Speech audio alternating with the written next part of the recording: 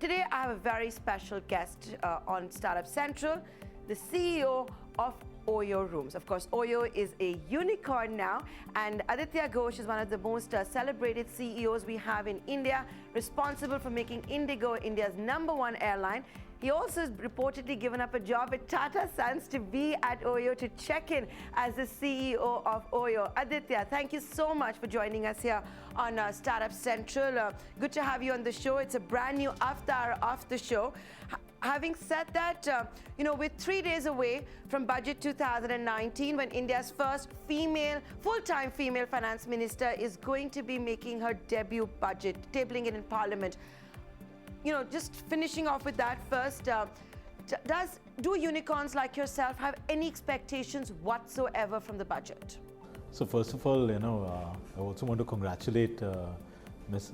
Sesraman for this, opportunity for us to have the first woman finance minister to present the budget. Marks, I think, a big, punch through the glass ceiling, I think, for all of us in India. So everybody will be watching with bated breath.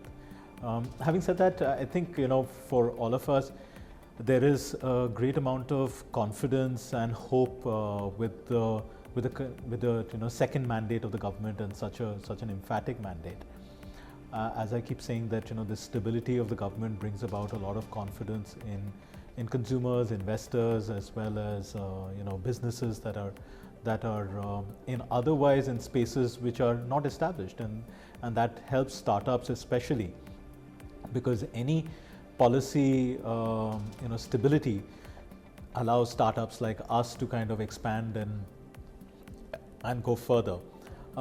As far as the budget is concerned, well, while I do not have any specific expectations as such, what I do hope is that the government will continue to work on policies and certain initiatives that encourage growth, rewards efficiency, and most importantly, encourages entrepreneurship.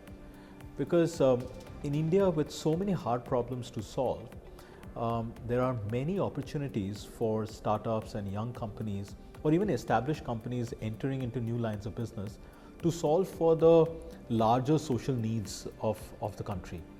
For instance, even at OYO, what we are trying to do is solve for a particular need that Indian travelers have, which is that they did not have to recently standardize budget accommodation. So while it happened in airlines, while it happened in a lot of other consumer goods companies, it happened in the telecom business, hotels and hospitality was an industry where you were again had two choices: either very expensive standardized products, or kind of inconsistent products at a very low price. So if the government kind of found a way to create an ecosystem to encourage these companies which are trying to solve for social needs, I think that will be a big help to startups, including people like us. So having said that, I know, you're already a unicorn, but when you look at industry peers, you look at the young entrepreneurs that are dreaming big, wanting to break the glass ceiling, trying to find innovation, all of that, there is a bit of a problem that is coming in at the moment as far as angel tax goes. Or is that being, made out to be bigger than it is? Well, I'll kind of probably approach it in a slightly bigger way, which is that what are the two challenges that startups usually face? It's either access to capital or access to people. So to answer your question, if there was any tax or policy which made it harder to access capital, or which made it harder for investors to realize their benefits from taking a risk on a venture capital or on a new startup, that is bound to decelerate the growth in that industry. So whether it is through equity investment or whether it is through other forms of capital, if there were policies that could make it easier for startups and young companies, because there are only a few unicorns, right? There are many startups which are out there chasing great ideas. If we could make it easier for them to access capital, then it's going to immediately show a positive response. The other is that, which is particularly, affects startups or younger companies, especially in the tech-driven, tech-enabled space, is that access to people and access to great talent comes also with the risk of losing them to other companies or globally. So, employee stock options or other such retention plans are a great way to retaining talent and controlling attrition. There, maybe if I think about it, there would be a specific ask of mine for the government to make the tax friendly on ESOPs in the hands of the employees, like it is in many other developed parts of the world, or those countries where we've seen a lot of entrepreneurial growth in the recent past. So that friendlier tax structure would mean it would be easier for Indian startups to retain talent. Of course, ESOPs are the currency also of the startup universe. We've seen that prime example, of course, being what we saw in San Francisco and the Bay Area. But Aditya, we're also talking at a time when there are fears that you could see the economy head towards the ICU. And consumption is down. If FMCG is not recession-proof, travel would perhaps be one of the first things that people remove from their checklist. They stop spending money on travel, whether it's companies or it's individual travel for holidays. How has that gone down with OYO? I actually don't quite agree with that entire thesis. And the reason for that is that I believe that the segment of the tourism or travel business that gets affected when there is some kind of a relative slowdown is the more expensive end of the travel.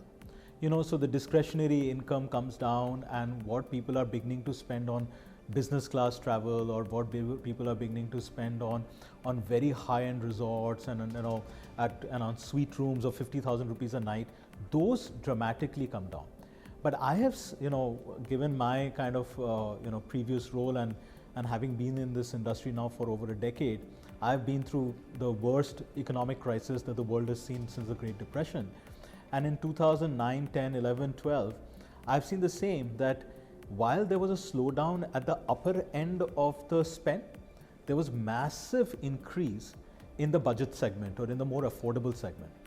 So a company like OYO, which is kind of built around two premises, that you are giving a high quality product at a much more affordable price in the hotel segment, I think that we have seen a fillip in our business. So I'll give you a data point. For instance, between the month of between the month of April, which was kind of the beginning of the holiday season and so on and so forth, and the month of May and the month of June, we have seen almost a 5 percentage point increase in our occupancy. Okay. So I mean, what that reassures me is that the hotel industry is not very different from what I've seen in the airline business, 8 or 9 years ago. Okay, since you brought up, so I'm very encouraged by what I'm seeing, going into the future. Okay, there will be a few. Okay, Sorry, that's good to hear that it's not completely bad news for the business, because that of course impacts the economy, it impacts consumption. Now Aditya, you brought up your previous avatar of the airline. I want to now enter the startup central masterclass part of this interview. At Indigo, which you so successfully set up, you were reporting to two older, more mature gentlemen, Rakesh Gangwal as well as Rahul Bhatia, who of course today believed to be fighting or not on the best of terms. But having said that, now you're reporting to someone who's so much younger than you, Ritesh Agarwal, right? A whiz kid, but at the end of the day, yes. Much younger than you. Yes. So having said that, what has that transition been like? Because I'm sure there are a lot of other people out there who struggle with this idea that how can my boss be so much younger than me? Usne kya dekha hai? That kind of attitude. Great question. Well, firstly, I really do enjoy working with Ritesh. Yes, he is much younger to me. But having said that, a lot of the times when he's in a meeting and he's talking to folks, and his deep understanding of the business, I can tell you, as someone reporting into him, you don't remember at all that he's 25 years old. So it's quite a privilege to be working with him. But now let me give you a different analogy, and since it's the cricket season, I'll give you a different analogy. Look at the Indian cricket team today. You have someone like MS Dhoni standing behind the wicket as a wicket keeper and supporting the team, and you have many senior players who are playing in the team under relatively younger but very capable leaders like Virat Kohli and Rohit Sharma. So that is a sport, and we never question that. But yes, in the corporate world, it might be a new phenomena, but I'm certainly not regretting reporting into my 25-year-old boss. So Ritesh, 25 years old. Don't worry, I'm not going to ask you your age on television. But Aditya, what would be your advice to all of those that are watching you at the moment? How does one get over this? Well, look, when we are in the role that we are in an organization, there is a huge sense of responsibility that we carry, and that role has certain expectations from all of us. And I think the advice that I would give to anyone, whether they are starting off in their career or whether they are in the middle of their career or towards the fag end of when they're going to hang up their boots, is that what has worked really well for me, and I don't know whether it works for everybody else or not, is that you try really hard to be the best version of yourself in delivering on the expectations that are set for you. And in that journey, or in that pursuit of excellence, as I often call it, you have to take support and guidance and help from all those around you, which is not just the person you are reporting into, but all the legion of younger colleagues or junior colleagues or supporting colleagues who are fighting in the trenches. So I've actually always really enjoyed being where I am, because I know what is expected of me, and I'm trying really hard to try to live up to those expectations. I think, and therefore everything else becomes very irrelevant. Okay, so having said that, we actually had a digital promotion on what is it that our viewers will want to know from Aditya Ghosh. By the way, folks, you can keep sending that in. I've pre-screened some of those questions, Aditya Ghosh, and a couple of them are repetitive, so I'll make it simpler. What is Aditya Ghosh's mantra for success? Another person has put it, what are the fundamentals for success? Well, twofold, I guess. One is that, one has to compete with oneself, and your competition is not anybody else, but your competition is who you were yesterday. And the other is that, true success is if, 20 years from now, somebody wants to be like you. And that will mean that for 20 years, you've got to make a lot of right choices or work really hard to build up that reputation and that credibility. So if and that keeps me within the straight and narrow. So yeah, I don't know if it's a mantra for success, but that's something that keeps me within the straight and narrow for sure. Okay, we have another viewer called Gaurav Sharma, who has Where do you get these questions from? I got them from Digital. So Gaurav Sharma has asked, what time does Aditya Ghosh wake up, and what does he do in the first 1 hour? Because what you do in the first 60 minutes defines your day. Oh, well, I usually wake up between maybe somewhere around the 5 o'clock mark. Sometimes I'm a little lazier, so I wake up a little bit later, and sometimes I'm more energetic, but maybe around that 5 a.m. mark. And the first 1 hour would be kind of getting to my workout, I think. Checking my WhatsApp messages and seeing what my program manager is asking me to do the whole day.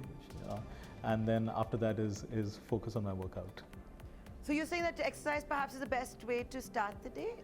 Is that something that you've always believed in? Is that something that you also maybe encourage at the workplace? Yeah, I mean, I don't exercise in a gym. I exercise by myself. But yes, it helps me focus my mind at that moment in time. Okay. Vishal has written in asking, what could be the 3 tips that you would give to become a better CEO? Well, I think firstly it is to truly believe, and not just portray, but truly believe that you're a part of the team and not one separated from the team. The second is that have that passion to step into the shoes of what the customer wants. And the third, what has helped me always, is to spend enough time on the line to understand what line employees are going through. I think those three things, the connect with the customer, the connect with the line employees, and truly believe to be a part of the team and be a human being rather than trying to kind of portray yourself to be a hero. Those three things usually has worked very well for me. Aditya, I've got to tell you that the next one is very, very specific in nature. This is coming in from a viewer called Kanika, who has sent an email saying, what has been your experience, and we were talking about this, for retaining talent. Should it actually be with raises, or should one look at ESOPs? Well, I think both are important, but as far as retaining talent, the advice I could give to Kanika is that, it's more to do with how much respect you're giving to your colleagues, because I truly believe that, human beings, even more than money or power, are looking for fame, and that ability to respect what your other team members are doing and celebrate those, those successes immediately and recognize them for those successes immediately has always worked very well for me. Oh, really? So that's what you think? I think maybe the problem is that all you CEOs believe that employees just want praises. They actually do want raises and promotions. They do, and they do. And it's important to give those raises and promotions and there's recognition for those who are doing a job which is above and beyond. That's extremely important, because otherwise, someone will turn around and say, why am I working so hard? At the same time, it is also required to separate those who may be a liability or may not be kind of living up to the values of the company, or may not be a team player, because that also demotivates those who are working really, really hard. But it all kind of comes back to, that deep sense of respect for what each team member is bringing to the table. Okay. This one I'm asking, this is an in-house query, so I won't take the name, but this one has come in that what are the new apps that Aditya Ghosh has tried? Anything new that he's downloaded on his phone and he likes a lot? So I was trying this app called, which is a couple of apps that I downloaded recently. One was Asana, which is a sort of a work-related task assignment sort of app. I'm not saying I've been very successful at it, but yes, that's new. The second is I downloaded a piano playing app, so that was at the other end of the spectrum. And yeah, so that's really what, but most of it is, as you know, is Instagram.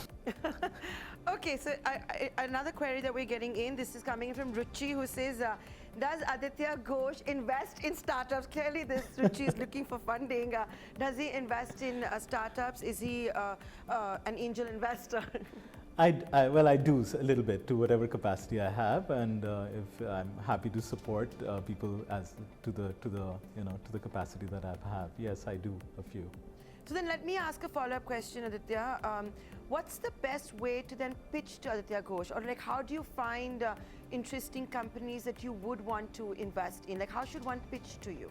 I think I guess this is a common theme that you'll hear from a lot of people. It really comes down to the entrepreneur behind it and the passion and the clarity of thought that person brings to the table. The second is that in the space that I enjoy, which is large consumers and the intersection of technology with large consumers, a large number of consumers, is something I quite enjoy. And then I also like things which are of great high quality. So that could be a fabric, or that could be a cup of coffee. But as long as there is a lot of attention to detail and there is a sense of pride in what you're creating, that does attract me quite a bit. But how do you find them? How, like, do you let them pitch to you? Like, how does it actually work? I'm also curious. Well, a lot of the times people will write to you, and or someone will kind of introduce you, or you see something. And look, my first salary was 900 rupees a month, so therefore I'm very, very respectful to all those people who are trying hard to make a change in their life. I don't usually ignore emails or messages or references from, if I truly feel that there is someone who's putting their heart and soul behind something and they've thought through the problem and they're really serious about it, and it is not just about making money and an exit. that so therefore I'm more accessible than you think I am. Okay, so you're very accessible. So Aditya, you know what I'm going to ask you next.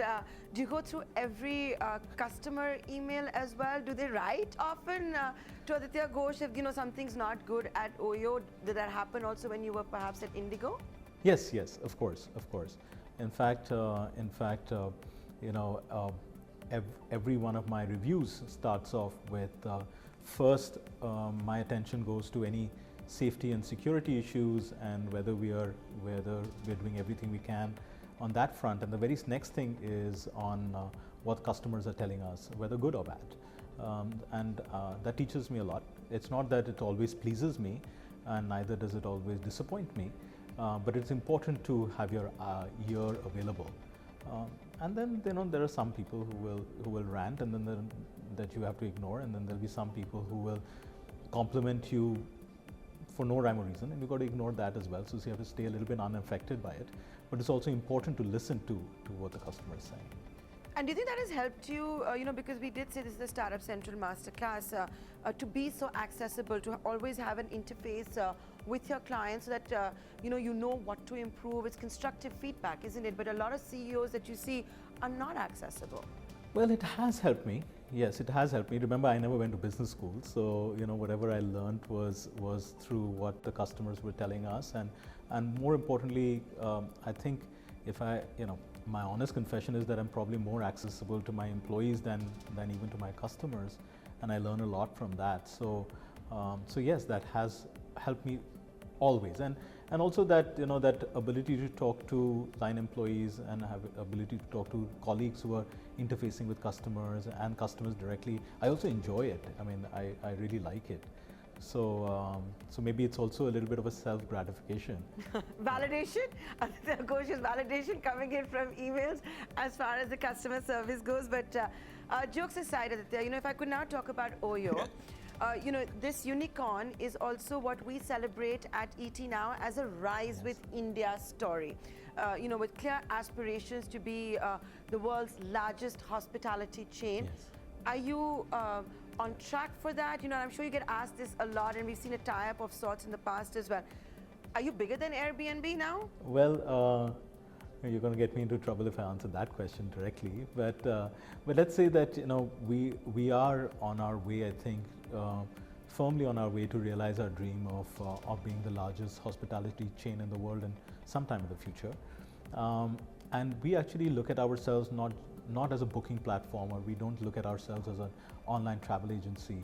We actually look at ourselves as a full stack hotel company and a full stack hospitality business. And yes, it's a very exciting opportunity, like you said, that whole Rising India angle. That what really excites me about coming to work at OYO is the fact that we have this once in a lifetime opportunity to see an Indian brand in a street corner of maybe 30-40 cities in 30-40 countries each, and that ability to see, and for the first time in life, an Indian brand, an Indian sign, or a sign of an Indian company in so many different countries, in so many different cities, is a very exciting opportunity. And that's really testament to, I think, what this country and this nation is capable of. But I don't take credit for it personally, but I'm just very, very excited to be a part of that journey. So Aditya, it's been a dream run of sorts as far as this goes. But there's going to be a time when your investors will press for exit. I'm sure it's a conversation that you guys perhaps have very often with SoftBank, or not very often. Free feel to share that with us.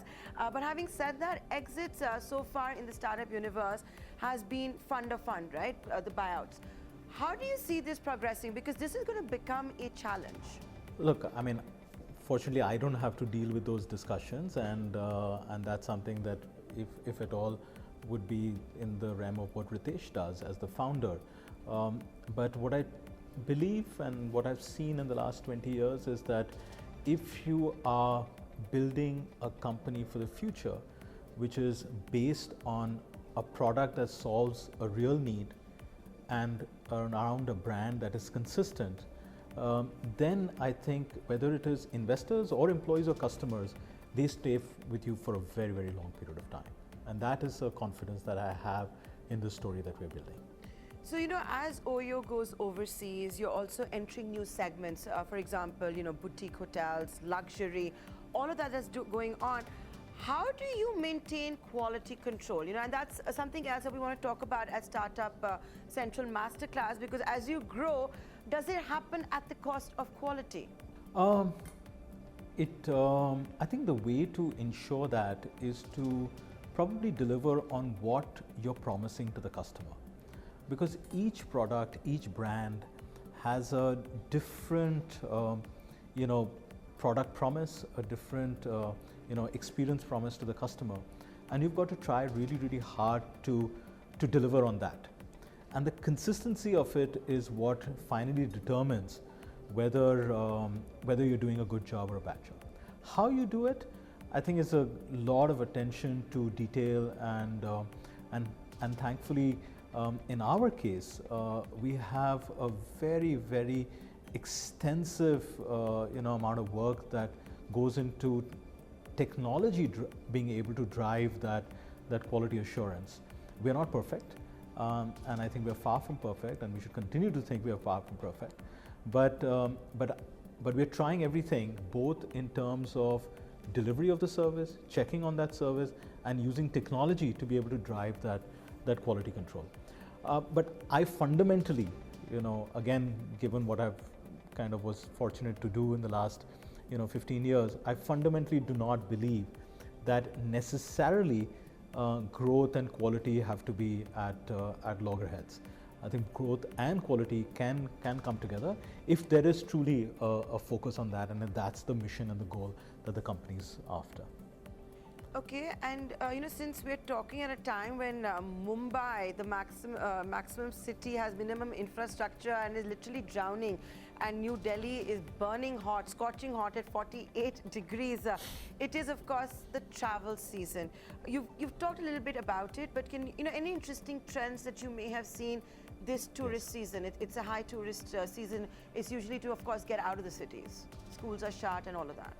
Yeah, look, I mean, you mentioned something which, the weather patterns are changing, and that has actually, shown us different trends in the way customers are traveling, and the different trends at ways in which the customer is choosing their destination. The kind of seasons are changing a little bit, so the dates in which you would think more traffic than less traffic, all of that is changing a little bit. The natural places where people would go for the summers is changing. But what is also encouraging is there's a lot of not only domestic tourism, but there's a lot of tourism that is happening now in and around cities. People going away for a few days, people going on short vacations, on staycations. So that is a very encouraging trend, which I had not seen maybe 10 years ago. So there are some positives, but climate change is a serious serious area that requires a lot of focus from everyone, because it's going to change the world. It's going to change the way we run our business. It's going to change the way we look at traffic, and that is something that we are watching very carefully too.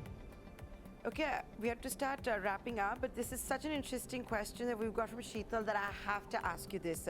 Were you surprised when Airbnb participated in the last fundraising round? What was the reaction? Even I was wondering about that when it was announced. What was the reaction at OYO in the boardroom and among all you guys? I think it was a great shot in the arm. It lends a huge amount of credibility to the cap table. Employees are very excited. And for me personally, I think for myself and the team, it's an organization that we can learn a lot from as well. They built a great brand, and they have great customer experience, and there are things that they do that we learn from.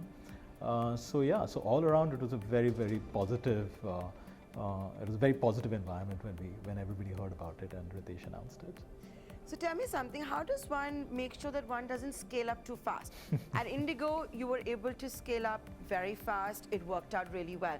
Even OYO, when it came under criticism for rapid expansion, has proved its critics wrong, right? And OYO has also looked at inorganic growth, something Indigo could not do. So what's the mantra for getting the momentum right as far as scaling up goes? That's a hard problem that that most organizations have to deal with. I guess what's worked for me is that you try to kind of think through a plan, and you try to execute to that plan, and then rather than kind of because hope is not a plan, so therefore any of these things take a lot of forward planning. And then you require a plan A, B, C, D, because nothing goes according to the original plan. So you have to be agile, and you have to be able to quickly change and adapt. But what helps, and that's the question that you asked, is the belief that actually there is a bigger market there than we can currently serve, and we are only limited by the audacity to dream. And therefore, whether it was in my previous organization and much more relevant now, we think that we can bring a lot more quality products out there in a very, very supply constrained market, and there's a huge market that we're chasing and we're very excited about. Will it go beyond hospitality and aggregation, all of that? Is this the only vision? Well, I'm truly focused on building a large and very consistent hospitality business. I don't know what are all the plans that Ritesh has in his mind. He's a true entrepreneur, so he'd probably be better placed at this. But I can tell you this, that the team here is certainly focused on building a very sizable and hopefully attractive hospitality business. With that, Aditya, I'd like to thank you for taking the time out to joining us here on the brand new Startup Central. We hope to get you many more times for such interviews.